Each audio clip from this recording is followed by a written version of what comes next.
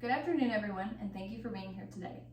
Imagine a world where future generations can breathe fresh air, enjoy lush green parks, and experience the beauty of nature without the terrifying threat of climate change. Now, picture this. By simply recycling, you can help turn that vision into a reality. Every product you recycle is one step closer to reducing global warming. Today, I am here to show you how your small actions can lead to monumental changes for our planet. Let's dive into the powerful impact of recycling and why it's not just an option, but a necessity for our future. My goal today is to persuade you to begin recycling to reduce global warming. We will cover three main ideas today. The first being why having a large carbon footprint is something to prevent. The second being what are certain things that you can recycle. And the third being the benefits of going green. To begin, we will talk about why having a large carbon footprint is something to prevent. One of the biggest contributors to global warming is each individual's carbon footprint, primarily from greenhouse gas emissions. Two major greenhouse gases are carbon dioxide and nitrogen oxide, which significantly influence the greenhouse effect. According to Miraj Khan, who wrote for a scholarly journal on nature, environment, and pollution technology, the concentration of carbon dioxide has increased by 50% since the Industrial Revolution. This alarming statistic underscores how our consumer habits drive greenhouse gas emissions.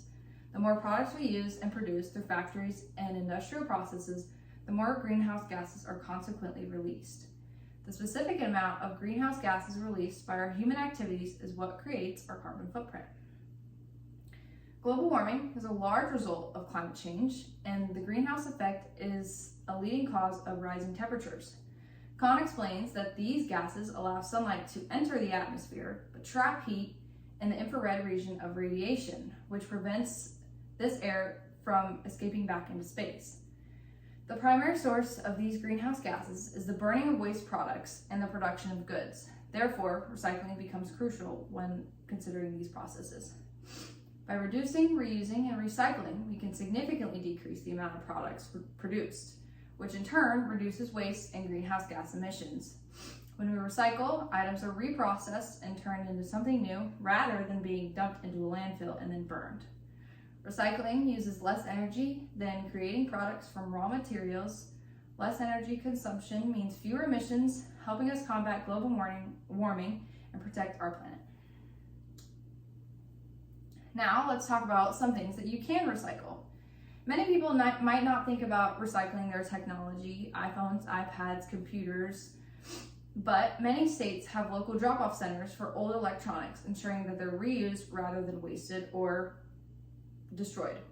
Batteries are another important item to recycle. With the rise of electric vehicles, the recycling of batteries is becoming increasingly crucial.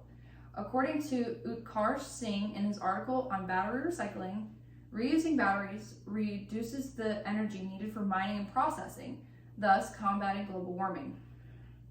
We should also recycle plastics. This is one that you may be familiar with. Think about those bottles, containers, and grocery bags. Additionally, cardboard and paper products are significant contributors to carbon dioxide emissions when they are burned as waste. Recycling these items helps mitigate that impact. Lastly, it's vital to spread the word. Encourage your friends and family to recycle and educate them on its importance. Recycling has numerous benefits, both for the environment and for our health.